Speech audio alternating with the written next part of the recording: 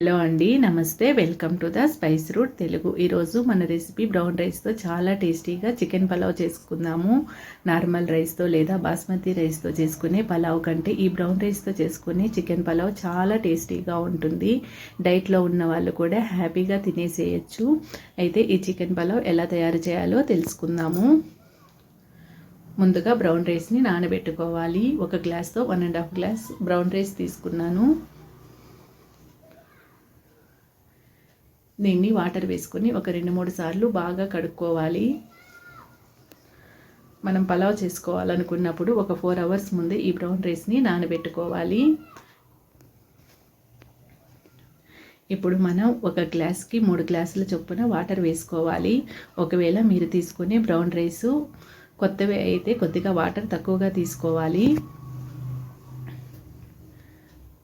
Water వేసుకొని మూత పెట్టుకొని నానబెట్టుకోవాలి. అలాగే ఇక్కడ నేను చికెన్లో పసుపు, ఉప్పు అలాగే కొద్దిగా నిమ్మరసం వేసుకొని మ్యాగ్నేట్ చేసి పెట్టుకున్నాను. ఇప్పుడు పలావ్ తయారు చేయడానికి స్టవ్ మీద ఒక మందపాటి గిన్నెని పెట్టుకోవాలి. తగినంత ఆయిల్ వేసుకొని మసాలా దినుసులన్నీ వేసుకోవాలి. అలాగే సాజీరా, కొద్దిగా జీడిపప్పులు వేసుకోవాలి. వీటన్నిటిని లైట్గా ఫ్రై చేసుకోవాలి. అలాగే కట్ చేసి పెట్టుకున్న ఆనియన్స్ని వేసుకొని ఫ్రై చేసుకోవాలి.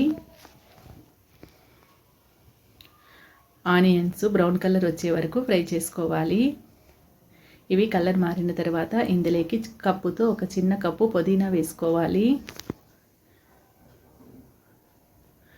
పుదీనా కొద్దిగా మగ్గే వరకు వేయించుకోవాలి. ఇప్పుడు ఇందులో కట్ చేసి పెట్టుకున్న ఒక 2-3 టమాటాలు వేసుకోవాలి. ఒకసారి కలుపుకొని మూత పెట్టుకొని టమాటాలు బాగా మెత్తగా మగ్గే వరకు మగ్గించుకోవాలి.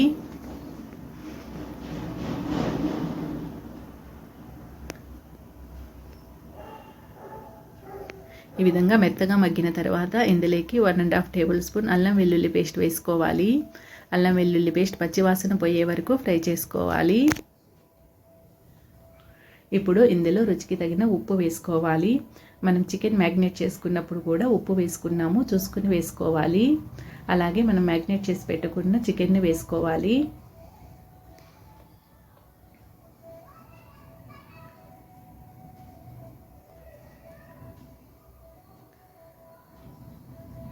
ఈ చికెన్ను ఒకసారి కలుపుకున్న తర్వాత మూత పెట్టుకొని ఒక 5 నిమిషాలు మీడియం ఫ్లేమ్లో మగ్గించుకోవాలి.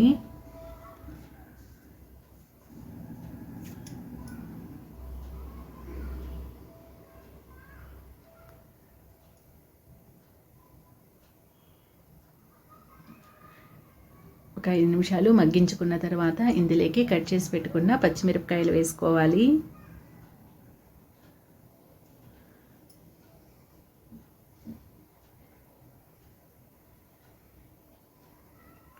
అలాగే ఇందులోకి ఒక 1/4 టేబుల్ స్పూన్ పసుపు, 1 టేబుల్ స్పూన్ ధనియాల పొడి, 1 టేబుల్ స్పూన్ కారం వేసుకోవాలి. కారం కొద్దిగానే వేసుకోవాలి, ఎందుకంటే మనం పచ్చిమిరపకాయలు వేసుకున్నాము. అలాగే చికెన్ మసాలా కూడా వేసుకుంటాము, అందుకని చూసుకొని కారం వేసుకోవాలి. ఈ మసాలాలన్నీ మగ్గే వరకు 1 నిమిషం పాటు మూత పెట్టుకొని మగ్గించుకోవాలి. 1 నిమిషం మగ్గించుకున్న తర్వాత ఇందులోకి 1 టేబుల్ స్పూన్ చికెన్ మసాలా వేసుకోవాలి. అలాగే కప్పుతో ఒక 1/2 కప్ పెరుగు వేసుకోవాలి.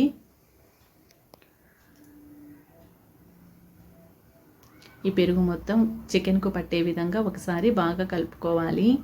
కలుపుకున్న తర్వాత మనం బియ్యం నానబెట్టుకున్న వాటర్ ఉన్నాయి కదా, వాటిని వేసుకోవాలి. బియ్యం నానబెట్టుకునేటప్పుడే వాటర్ కొలుసుకొని వేసుకోవాలి.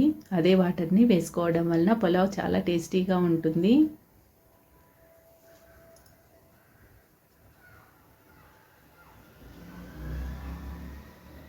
ఇప్పుడు మంటను హై ఫ్లేమ్లో పెట్టుకుని ఎసురు బాగా మరిగే వరకు మరిగించుకోవాలి.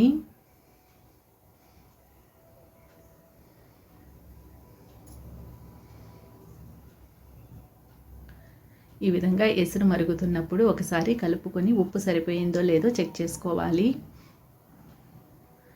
ఒకవేళ ఉప్పు తక్కువగా ఉన్నట్లయితే ఈ స్టేజ్లోనే మనం ఉప్పు వేసుకోవాలి. ఆ తర్వాత మనం నానబెట్టుకున్న బ్రౌన్ రైస్ని వేసుకోవాలి. బియ్యం వేసుకొని ఒకసారి కలుపుకున్న తర్వాత మూత పెట్టుకొని మీడియం ఫ్లేమ్లో ఒక మరుగు వచ్చే వరకు ఉడికించుకోవాలి.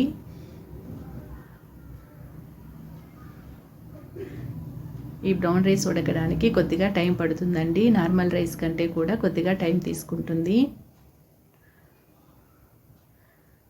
మంటను మీడియం ఫ్లేమ్లో పెట్టుకొని నీరు మొత్తం ఎగిరిపోయే వరకు మరిగించుకోవాలి.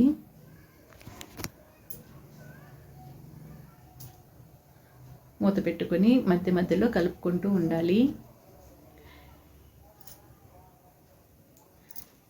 ఈ విధంగా వాటర్ మొత్తం ఎగిరిపోయే వరకు మరిగించుకోవాలి. ఇది పొడి పొడిగా రాదండి, కొద్దిగా ముద్దగానే ఉంటుంది. బ్రౌన్ రైస్తో చేసుకొని చికెన్ పలావ్ కానీ చాలా టేస్టీగా ఉంటుంది. చివరగా కొద్దిగా కొత్తిమీర వేసుకొని ఒకసారి కలుపుకున్న తర్వాత 1 నిమిషం పాటు మూత పెట్టుకోవాలి.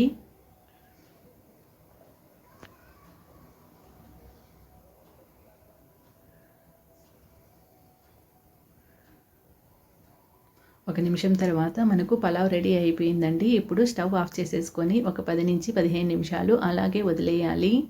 ఒక 15 నిమిషాల తర్వాత సర్వ్ చేసుకుంటే మనకు తినడానికి బ్రౌన్ రైస్తో చేసుకున్న చికెన్ పలావ్ రెడీ అయిపోయింది. దీన్ని పెరుగు చట్నీతో తీసుకుంటే చాలా టేస్టీగా ఉంటుందండి. ఈ రెసిపీ కనుక మీకు నచ్చినట్లయితే లైక్, షేర్ అండ్ సబ్స్క్రైబ్